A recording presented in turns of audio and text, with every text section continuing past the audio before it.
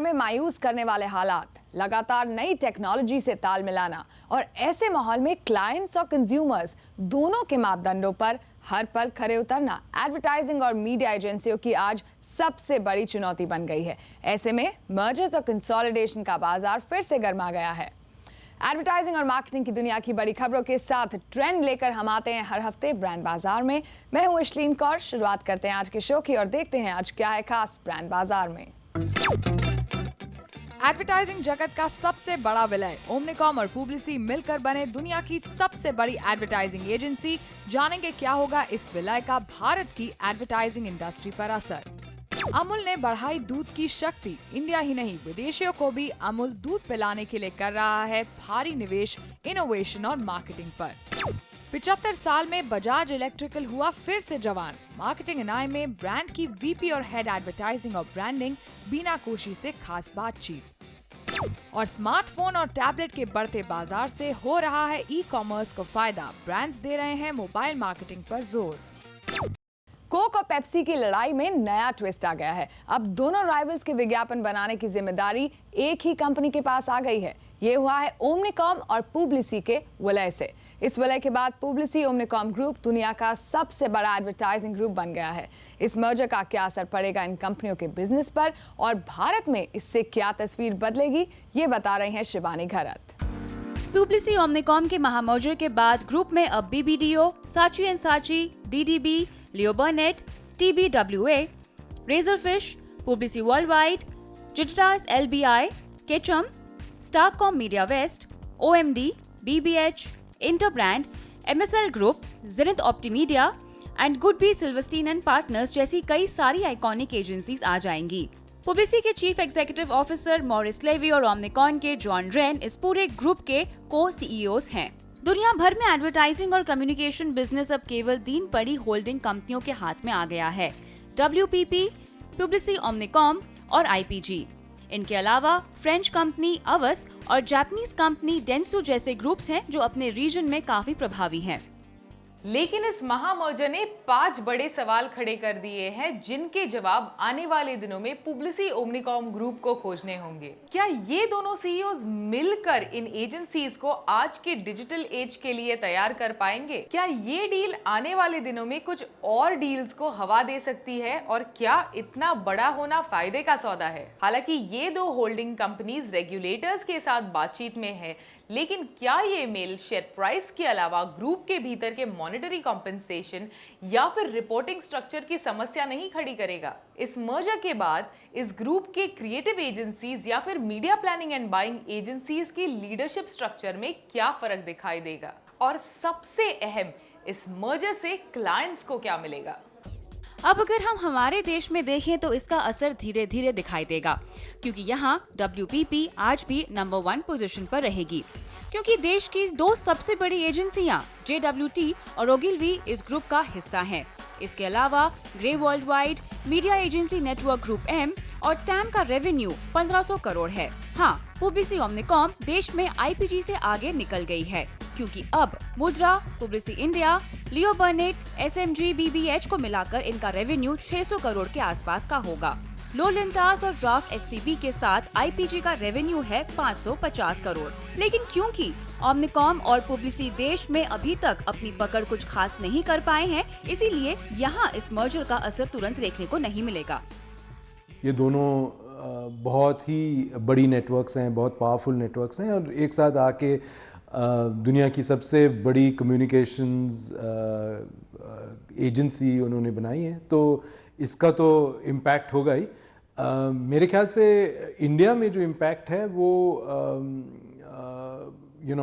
एक तरह से बहुत ही सिग्निफिकेंट है उनके लिए, बिकॉज़ वो चाहते हैं ये डेवलपिंग मार्केट्स में उनकी स्ट्रेंथ बढ़े। तो चाइना, ब्राज़ील, अफ्रीका, इंडिया, ये सब कंट्रीज़ को उन मद्देनज़र रखते हुए उन्होंने ये देखा है कि ये है फ्यूचर पोटेंशियल ग्रोथ और ये कॉम्बिनेशन से इन मार्केट्स में उनका फोकस बढ़ेगा। दोनों के पास स्ट्रेंथ्स है मगर ओवरवेलमिंग स्ट्रेंथ्स नहीं, वो लीडर्स नहीं है उस और अगर आप क्लाइंट्स देखें तो अच्छे क्लाइंट्स हैं, मार्केट डिफाइनिंग ब्रांड्स नहीं है। दोनों का एक साथ यानी और एक साथ वो आने भी नहीं वाली, तो मेरे को वो जैसा था वैसा रहेगा।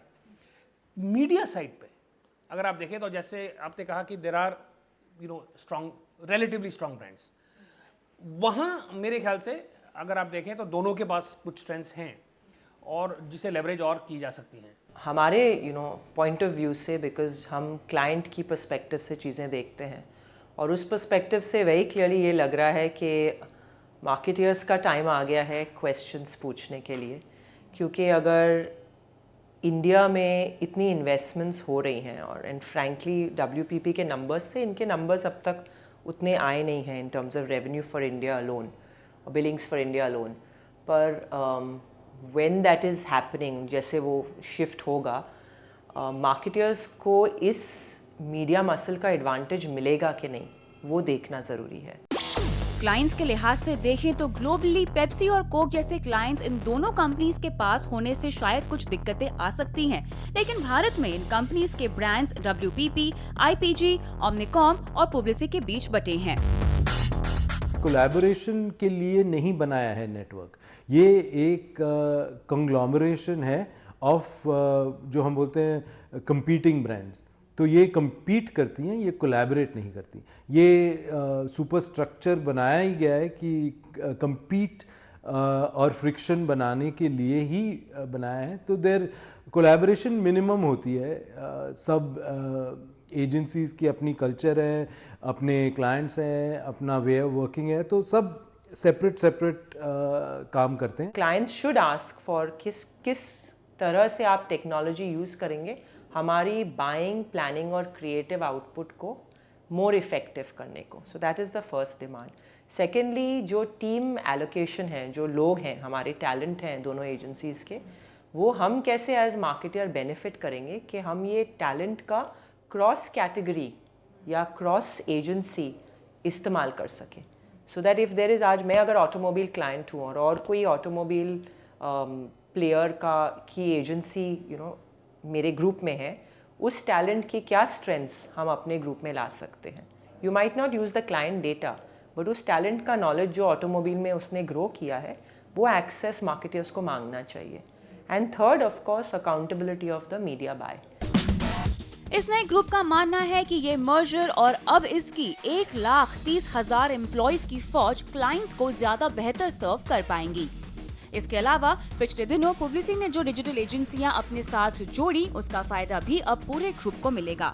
लेकिन अपने टैलेंट को सही तरीके से इस्तेमाल कर पाना इस ग्रुप का सबसे बड़ा चैलेंज रहेगा। शिवानी खरत, मुंबई।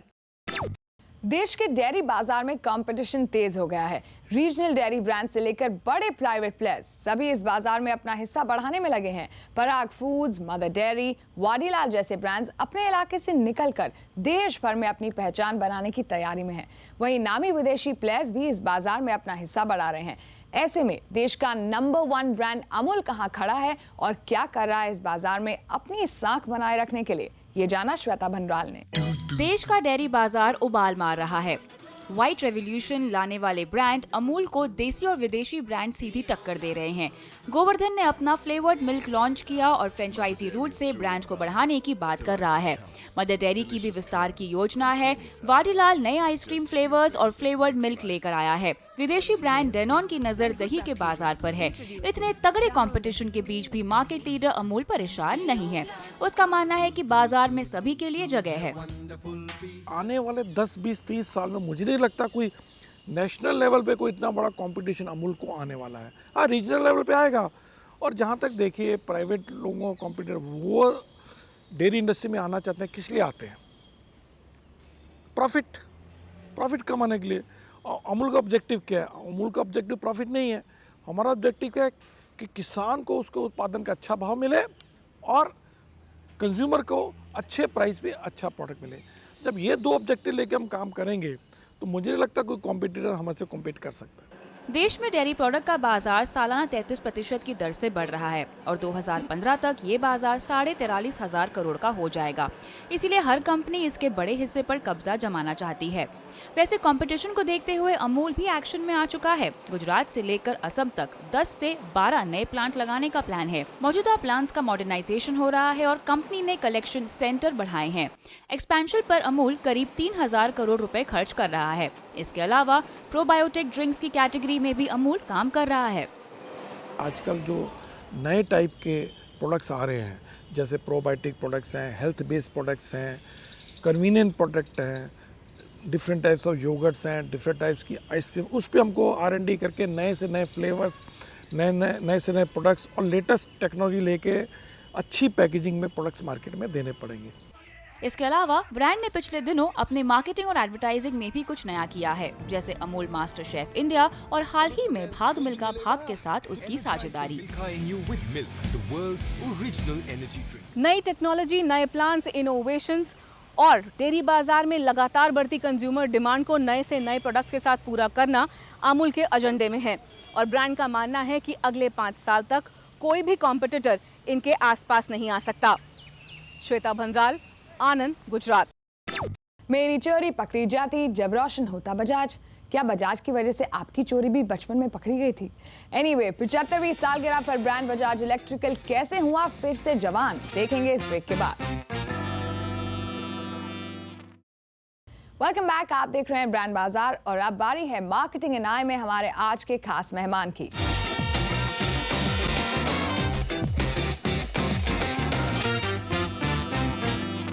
आज हम बात कर रहे हैं बजाज इलेक्ट्रिकल्स की वीपी और हेड एडवर्टाइजिंग और ब्रांडिंग बीना कोशी से। बीना, आपका स्वागत है ब्रांड बाजार में। बीना, बजाज इलेक्ट्रिकल्स अपनी 75वीं वर्षगांठ मना रहा है। इस अवसर पर ब्रांड ने 2 खास कैंपेन निकाले हैं जो सभी माध्यमों पर दिखाई दे रहे हैं। इतने सालों में ब्रांड की जर्नी कैसी रही है और कैसे बना ये घर घर का ब्रांड? जब मैं छोटा बच्चा था, जब मैं छोटा लड़का था, इस कमर्शियल को लॉन्च किया गया था, तब एक्सक्लूसिवली बजाज बल्ब्स के लिए किया गया था। आज अगर आप एडवर्टाइजिंग कैंपेन देखोगे बजाज की, तो हम अप्लायंसेस में almost 4 to 5 we've got over 1400 products हैं हमारे, मगर उसमें से हम जो कोर कैटेगरीज में एडवर्टाइज वगैरह करते हैं, that includes in fact appliances, fans, lighting इस कैटेगरीज में।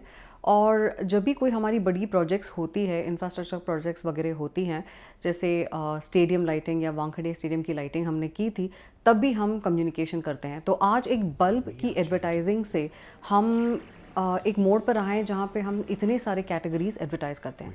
हालांकि टीवी पे आप शायद 3 या 4 कैटेगरी को ही देखेंगे, मगर हमारी काफ़ी एडवर्टाइजिंग जो बिलो द लाइन कहते हैं, जो ऑन ग्राउंड होती है या रिटेल लेवल पर होती है, वो भी होती है। तो आप जो देखते हैं मेन लाइन एडवर्टाइजिंग, जो टीवी प्रिंट वगैरह हैं, वो सीज़न पर हम करते हैं, मगर थ्रू आउट द ईयर हमारी प्रेजेंस होती है एडवर्टाइजिंग की। बीना, लेकिन आज कंपटीशन बहुत बढ़ गया है, तो किस तरह की मार्केटिंग और एडवर्टाइजिंग स्ट्रैटेजी आप अपना रहे हैं इस बढ़ते कंपटीशन से निपटने के लिए? पहले पिछले कुछ सालों से हम लोग आइडेंटिफाई कर रहे हैं कोर प्रोडक्ट्स और उनकी एडवर्टाइजिंग हम करते थे, जैसे कि मिक्सर्स, आयंस, वाटर हीटर या लाइटिंग और फैंस, इस तरह के कैटेगरीज में। प्रिडोमिनेंटली ATL ये कैटेगरी से हुआ करता था और हम कुछ एक्सक्लूसिव टाइप्स हमारे कंपनीज़ के साथ है, वो we use to drive through 1-to-1 interaction, जिसे हम कहते हैं CRM, इस तरह के प्रोग्राम्स के तौर से। सो कंपटीशन हालांकि इतनी हो चुकी है, पर मेरे को लगता है इस साल जिस तरह हम लोगों ने कम्युनिकेशन किया है, स्पेशली 75 ईयर्स की जो सेलिब्रेशन हम कर रहे हैं, उसमें जिस तरह की हमने एडवर्टाइजिंग की है, दैट वेरी क्लियरली हमने ये चूज़ करके लिया है कि हम बजाज इलेक्ट्रिकल्स पर से की कंबाइंड एडवर्टाइजिंग करेंगे। तो आप अगर हमारी कोई भी कमर्शियल आप देखेंगे तो we have a representation of all the 5 BUs। हमारी जो 5 स्ट्रेटेजिक बिजनेस यूनिट्स हैं, उनकी सारी एडवर्टाइजिंग हमने उसमें डाली है। तो एक तरह से हम लोगों ने प्रोडक्ट कैटेगराइजेशन और जिस तरह के प्रोजेक्ट्स हमने किए हैं, वो सब we wanted to bring up front. और मेरे ख्याल से आने वाले सालों में with the kind of monies जो हम मीडिया में डालेंगे, या हमको डालना पड़ेगा, क्योंकि मार्केट इतना एक्सपोनेंशियली ग्रो हो चुका है, हमें शायद कैटेगरीज़ को कंबाइन करके एडवर्टाइज़ करनी पड़ेगी, क्योंकि एक एक कैटेगरी को सस्टेन करना मुश्किल हो जाएगा। इसीलिए कुछ समय तक maybe we will look at appliances as a category as a whole, और उस तरह की कम्युनिकेशन हम करना चाहेंगे। ओके, लेकिन बिना पिछले कुछ सालों में हमने नोटिस किया है कि टीवी पर आपके विज्ञापन बहुत कम आ रहे हैं, तो कैसे और किस माध्यम से आप ब्रांड को प्रमोट कर रहे हैं? आपने बिल्कुल सही कहा। The magical word actually is digital and social media. पिछले 1-1.5 सालों से हमारी वो बहुत ही महत्वपूर्ण ज़रूरत रही है कि हम उस मीडिया में भी प्रेजेंट रहें। और अगर आज आप फेसबुक पर या ट्विटर पर जाओगे तो Bajaj electricals is very much present there. In fact इस 75 ईयर्स के कैंपेन के तौर से हम लोगों ने एक बहुत ही बढ़िया माइक्रोसाइट भी बनाया है, जिससे 1938 ऑनवर्ड से हमारी जो माइलस्टोन्स रही है वो सब हमने we have put it up there in fact on the web. हमारे पास कुछ कैटेगरीज हैं जो हम मेन लाइन एडवर्टाइजिंग में हम प्रमोट करते हैं और वो सीज़न के हिसाब से होता है। तो अगर आप फैंस या कूलर देखेंगे तो वो समर सीज़न में होता है। अगर आयंस या वाटर हीटर देखेंगे तो वो रेनी सीज़न के लिए एडवर्टाइज होता है। या तो फिर अगर आप दिवाली, दशहरा या ओणम सीज़न देखेंगे तो वो बड़ी फेस्टिवल सीज़न होती है और उसमें सारे कैटेगरीज एडवर्टाइज होते हैं। तो हमें ये बताइए कि 75 साल के मौके पर क्या खास है और ब्रांड हमें किस नए रूप में दिखेगा? हम लोगों ने एक बहुत ही बढ़िया एंथम बनवाया है from the very reputed Taufiq Qureshi ji, and उन्होंने बहुत ही बढ़िया एक जिंगल और एक एंथम हमारे लिए क्रिएट किया है 75 इयर्स के लिए। स्नेहा खनविलकर जो बहुत सारे लोग जानते हैं, हमारी टीवीसी का पूरा म्यूज़िक डायरेक्टर और शी इज़ द कंपोज़र इसके, और आप बड़े ही पेपी सॉन्ग आप सुनेंगे हमारी टीवीसी के, वो is that's also developed by Sneha Khanwilkar. तो हम चाहते हैं कि हम बहुत सारे यूथ को और बहुत यूथफुल इस ब्रांड को बनाना चाहते हैं, और 75 साल की जर्नी में हम ये चाहते हैं कि अभी आने वाले पीढ़ी को बजाज काफ़ी कुछ रेलिवेंट लगे। शुक्रिया बीना, आज समय निकालकर ब्रांड बाजार से बात करने के लिए। All the best for your upcoming campaigns. E commerce websites पर बढ़ रहा है मोबाइल ट्रैफिक, कैसे बढ़ा रहा है ये ई कॉमर्स का बाजार और क्या है दिक्कतें, देखेंगे इस छोटे से ब्रेक के बाद। आप बने रहिए हमारे साथ ब्रांड बाजार में, सिर्फ CNBC आवाज पर। वेलकम बैक, आप देख रहे हैं ब्रांड बाजार। देश में स्मार्टफोन और टैबलेट यूजर्स की तादाद लगातार बढ़ रही है और लोग अब अपने फोन पर इंटरनेट सर्फ करना ज्यादा पसंद करने लगे हैं। इससे ई कॉमर्स बिजनेस को फायदा हो रहा है। पिछले 1 साल में ई कॉमर्स कंपनियों ने अपनी वेबसाइट पर मोबाइल से आने वाले ट्रैफिक में 2 गुनी बढ़त देखी है। श्वेता भंडराल बता रही हैं कैसे हो रही है इससे ई कॉमर्स की ग्रोथ और क्या है अड़चनें जिन्हें मिटाने से देश इस क्षेत्र में बन सकता है नंबर 1। OLX एक ऐसी ई कॉमर्स साइट है जिस पर आप कुछ भी बेच या खरीद सकते हैं, और पिछले महीने इनकी वेबसाइट पर मोबाइल ट्रैफिक 50% का आंकड़ा छू गया। यानी साइट पर आने वाले 50% लोग मोबाइल के जरिए आए। उन्होंने मोबाइल पर इंटरनेट सर्फ किया। मोबाइल जिस तरह से ग्रो किया है इंडिया में ओवर द लास्ट 3 या 4 साल में, ये एक सिम्टम है हमारा, दिखा रहा है कि लोग अब मोबाइल पे ज़्यादा इंटरनेट एक्सेस करते हैं। एंड हमारी जो साइट है वो बेसिकली साइट है मासेस के लिए। तो जो जहाँ मतलब एवरी सिटी, हर कोने में एवरीबडी, जो मतलब नॉर्मल लोग हैं, सब कॉमन लोग हैं, वो सब OLX यूज़ करते हैं। तो इट्स अगर आप कह सकते हैं कि प्रोजेक्ट कर सकते हैं इस पूरे इंडिया के लिए कि एक तरह से जो OLX पे हो रहा है ये एक बड़ी न्यूज़ है, जैसे for what to follow for everybody else। OLX पर इतनी रफ्तार से मोबाइल ट्रैफिक इसीलिए भी बढ़ा क्योंकि ये साइट सिर्फ 2 खरीदारों को मिलाती है। इस पर कोई पैसे का लेन देन नहीं होता। लेकिन मोबाइल ट्रैफिक सिर्फ ऐसी साइट्स पर ही नहीं बढ़ रहा। पिछले 1 साल में IBIBO की सभी ट्रैवल साइट्स पर मोबाइल ट्रैफिक में 15% की बढ़त देखी गई है। ब्रांड्स का मानना है कि अगले 14 से 18 महीने में ये ट्रैफिक PC या डेस्कटॉप से आ रहे ट्रैफिक को पार कर जाएगा। इस वक्त हम जो चौथी इकोसिस्टम पे जो हम काम कर रहे हैं वो बेसिकली है हमारा जो विंडोज़ का जो सिस्टम है उसके ऊपर अभी हम काम कर रहे हैं और हम सून लॉन्च करेंगे, क्योंकि हम देख रहे हैं कि अगर ईयर ऑन ईयर 10% से 25% ट्रांजैक्शंस बढ़ गया है तो मेरे मानने में ये है कि अगले 18 महीने से 24 महीने में हमारी मोबाइल ट्रांजैक्शंस PC और डेस्कटॉप ट्रांजैक्शंस को सरपास कर जाएगी। मेरे को अगर आज OLX पे ऐड पोस्ट करना है तो मुझे मतलब 3 स्टेप प्रोसेस है। मुझे सिर्फ एक ऐड फोटोग्राफ खींचनी है, थोड़ी डिस्क्रिप्शन डालनी है और मुझे ऐड पोस्ट कर देना, जो मतलब 1-1.5 मिनट के अंदर अंदर आपका काम हो जाता है। और वो कहीं पे बैठे बैठे भी हो सकता है। तो वो जो ईज ऑफ यूज है और जो मतलब हिचकिचाहट है जो कंप्यूटर पे जाने की या ढूंढने की, वो खत्म हो गई है लोगों में। ई कॉमर्स पर मोबाइल के इस बढ़ते ट्रैफिक की सबसे बड़ी वजह है स्मार्टफोन्स और टैबलेट्स की बढ़ती बिक्री। Manufacturers association of information technology के मुताबिक देश में 100% से भी ज्यादा की रफ्तार से इस साल टैबलेट्स की बिक्री होगी। इस साल के अंत तक टैबलेट्स की बिक्री 35 करोड़ का आंकड़ा पार कर जाएगी, यानी इतने लोगों के पास देश में टैबलेट्स होंगे। स्मार्टफोन्स की बिक्री भी इसी रफ्तार से बढ़ रही है और इस साल के अंत तक देश में 70 करोड़ लोगों के पास स्मार्टफोन होगा। और अब ये ग्रोथ आ रही है टियर 2, टियर 3 सिटीज से। एक साल पहले जो हमारा ट्रैफिक था 30% नॉन मेट्रो से था, small towns and long tail town से था। आज की डेट में अबाउट 65 से 70% is coming from the non metros, the mobile traffic. And काफ़ी ग्रोथ हम देख रहे हैं मोबाइल ट्रैफिक की from the smaller towns and cities, जहाँ पे there are problems of electricity, there are problem of wired line, broadband, and mobile is being able to solve those problems. हमने जो एक ट्रेंड देखा है कि और which is happening in India है कि बहुत लोग ऐसे हैं जिन्होंने कभी कंप्यूटर कभी यूज़ ही नहीं किया, बट वो इंटरनेट पे मोबाइल यूज़ कर रहे हैं। तो वो जो सेट ऑफ यूज़र्स है ना, वो नेक्स्ट अगर 2-3 साल देखेंगे आप, वो फर्स्ट टाइम इंटरनेट यूज़र जो होगा वो मोबाइल पे आएगा, एंड मोबाइल पे आएगा या फिर टैबलेट पे आएगा, बिकॉज ये दोनों मतलब एक तरह से हैंड हेल्ड डिवाइसेज हैं। अब ई कॉमर्स इंडस्ट्री के सामने कई रास्ते खुल गए हैं अपने कंज्यूमर तक सीधे पहुंचने के लिए। मोबाइल पर अलग अलग प्लेटफॉर्म पर ऐप्स ही नहीं, मोबाइल के कैमरे के इर्द गिर्द और सोशल यूजर बेस के हिसाब से भी प्लानिंग और मार्केटिंग का ये अच्छा मौका है। लेकिन इस सब में बस एक अड़चन है। गूगल के हाल ही में किए एक सर्वे के मुताबिक अधिकतर लोग मोबाइल पर पेमेंट करने में सुरक्षित महसूस नहीं करते। हमारी सारी पेमेंट्स पेयू, हमारी एक और बिजनेस है पेयू के द्वारा जाती है, लेकिन जहाँ पे वो 3D सिक्योर पेज है या बैंक का जो पासवर्ड का पेज है, वहाँ पे काफ़ी बाउंस आता है, क्योंकि ये वाले जो वेब पेजेस हैं बैंक्स वालों ने अभी तक इनको मोबाइल इनेबल नहीं किया है। ओके, और ये क्रैश हो जाते हैं काफ़ी सारे सिस्टम्स में। मेरे ख्याल से अगर ये प्रॉब्लम सॉल्व हो जाए, और जो कि होएगी, पक्का से होएगी, क्योंकि इंडिया में अब पक्का हमें पता है कि मोबाइल एक्सेस पीसी एक्सेस को कब पक्का से क्रॉस कर जाएगा।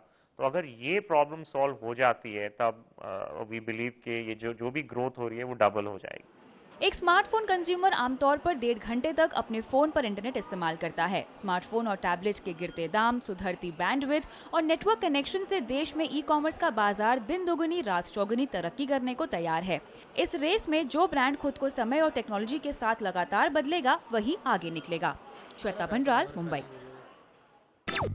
इसी के साथ आज के शो में फिलहाल इतना ही। आपको हमारा आज का शो कैसा लगा? आप हमें लिख सकते हैं ब्रांड बाजार @network18online.com पर। हमें ट्विटर पर भी फॉलो कर सकते हैं @आवाज़_BB पर। ब्रांड बाजार का कोई भी एपिसोड अगर आपने मिस कर दिया है या फिर आप दोबारा देखना चाहते हैं तो CNBC आवाज़ के YouTube चैनल पर जाकर देख सकते हैं। फिर मिलेंगे अगले हफ्ते इसी दिन इसी समय सिर्फ CNBC आवाज़ पर।